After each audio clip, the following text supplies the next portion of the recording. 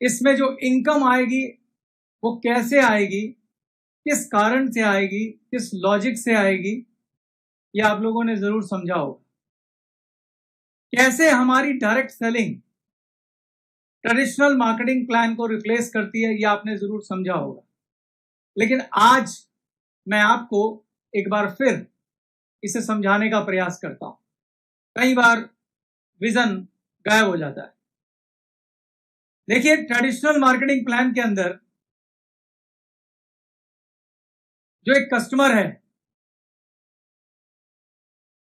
ये कस्टमर जब अपने घर के जरूरी सामान प्रोडक्ट्स को खरीदने जाता है तो कहां जाता है? आसपास के किसी दुकानदार के पास, जिसे आप बोलते हैं रिटेलर।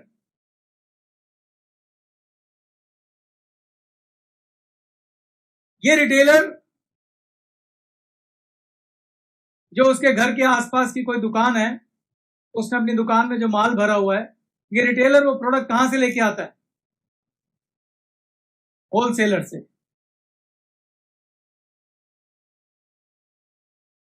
और ये होलसेलर अपने पास जो माल लाता है वो किससे लाता है? डिस्ट्रीब्यूटर से।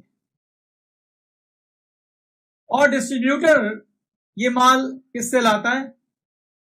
मैन्युफैक्चरर से। ये मैन्युफैक्चरर इस कस्टमर को ये इंफॉर्मेशन देने के लिए कि मेरा प्रोडक्ट इस रिटेलर के पास आया है, सहारा लेता है विज्ञापन यानी कि एडवर्टाइजमेंट का। भाई, इसके पास कोई एक्स ब्रांड का साबुन आया है तो वो कस्टमर को कैसे पता चलेगा? वो इस रिटेलर के पास जाके कैसे मांगेगा मुझे एक्स ब्रांड का साबुन दे दो? तो एक्स ब्रांड का साबुन तभी मांगेगा जब विज्ञापन किया जाएगा। उसके लिए जो फिल्म स्टार्स हैं उनकी मदद से विज्ञापन किया जाता है। उसके अलावा ये मैन्युफैक्चरर एक सेल टीम भी लगाता है जो इस पूरे डिस्ट्रीब्यूशन सिस्टम को सपोर्ट करती है। और इस तरीके से एक प्रोडक्ट अगर मैन्युफैक्चरर से चलता है 50 रुपीज का, तो कस्टमर तक आते आते लगभग 100 रुपीज का हो जाता है। और ये फार्मूला ज्यादातर प्रोडक्ट में अप्लाई होता है।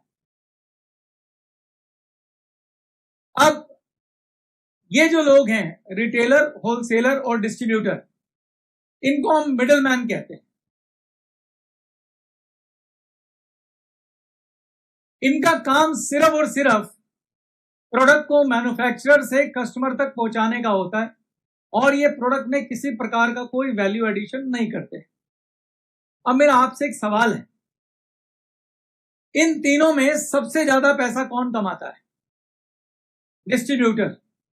अगर मान लीजिए कोई प्रोडक्ट था जो इस कस्टमर ने 100 रुपए का खरीदा।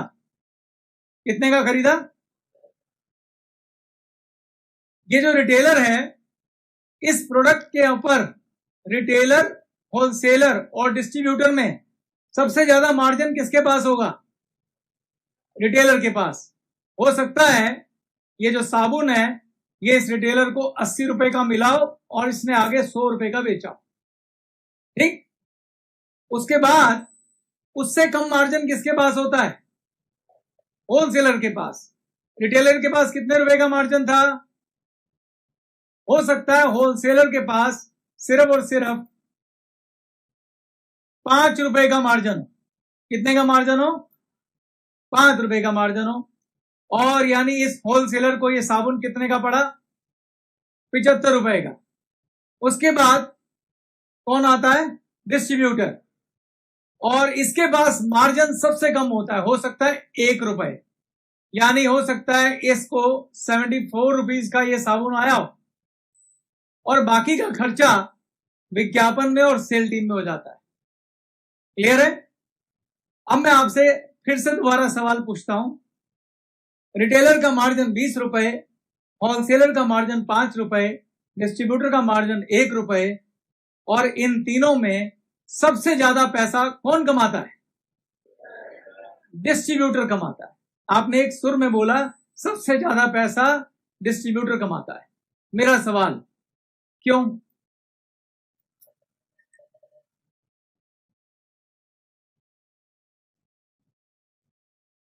उसके पास ज्यादा होलसेलर वाले सामान ले रहे हैं, क्योंकि ये जो रिटेलर है हो सकता है इसको आसपास से मोहल्ले से सिर्फ 100 कस्टमर आते हो।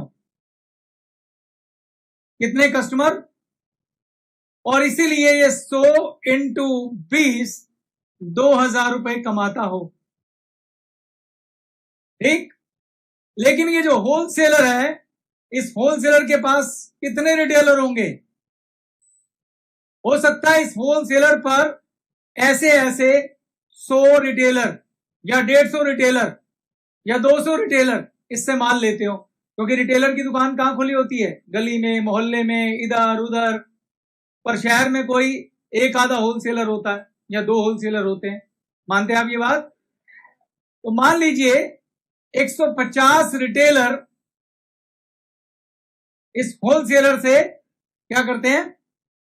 सामान लेते हैं, और हर रिटेलर के पास 100 कस्टमर हैं। तो इस होलसेलर के कितने कस्टमर हुए? 150 इंटू 100 कितने? 15,000 कस्टमर हुए। कितने कस्टमर हुए? और हर कस्टमर से इसको कितना मिल रहा है? 15,000 इंटू 5, यानी इसकी कमाई क्या हुई? 75,000 रुपए। मार्जिन इसका कम है, लेकिन कस्टमर ज्यादा है, इसलिए कमाई भी ज्यादा है। अब डिस्ट्रीब्यूटर जो होता है वो एक स्टेट का होता है। एक स्टेट में अगर स्टेट बड़ी है तो ज्यादा 5, 7, 10 डिस्ट्रीब्यूटर होंगे, नहीं तो जो डिस्ट्रीब्यूटर होता है जनरली एक स्टेट में एक ही होता है, डिपेंड करता है प्रोडक्ट पर। पर यह क्लियर है कि इस डिस्ट्रीब्यूटर के पास ऐसे कई सौ होलसेलर होते हैं, 200, 300, क्योंकि हर शहर में 5, 4, 2, 3 होलसेलर होते हैं, ठीक है। तो मान लीजिए इस डिस्ट्रीब्यूटर के पास 100 होलसेलर हैं। कितने होलसेलर हैं? अगर 100 होलसेलर हैं और एक डिस्ट्रीब्यूटर के पास 1500 कस्टमर हैं, कितने कस्टमर हैं? तो टोटल इसके पास कितने हो गए?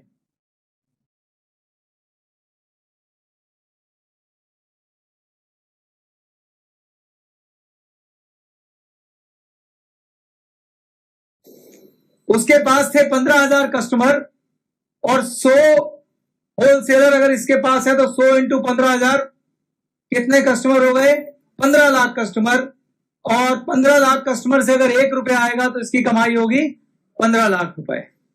यानी कि इस पूरे सिस्टम में, ट्रेडिशनल मार्केट में भी अगर हम बात करें तो एक डिस्ट्रीब्यूटर इसलिए पैसा कमाता है क्योंकि उसके पास कस्टमर की संख्या ज्यादा है। पर अगर आप स्ट्रक्चर को ध्यान से देखें, ये जो 15 लाख रुपए डिस्ट्रीब्यूटर कमा रहा है, इसके लिए कितने लोग नीचे काम कर रहे हैं? अगर मैं दुकानदारों के स्ट्रक्चर के हिसाब से करूं तो कुल कितने? 150 रिटेलर काम कर रहे हैं और 100 होलसेलर काम कर रहे हैं। तो इसका भी एक नेटवर्क है, किसका? होलसेलर का, और आगे हर होलसेलर के आगे 100 रिटेलर का। तो ये भी एक डिस्ट्रीब्यूशन का नेटवर्क है।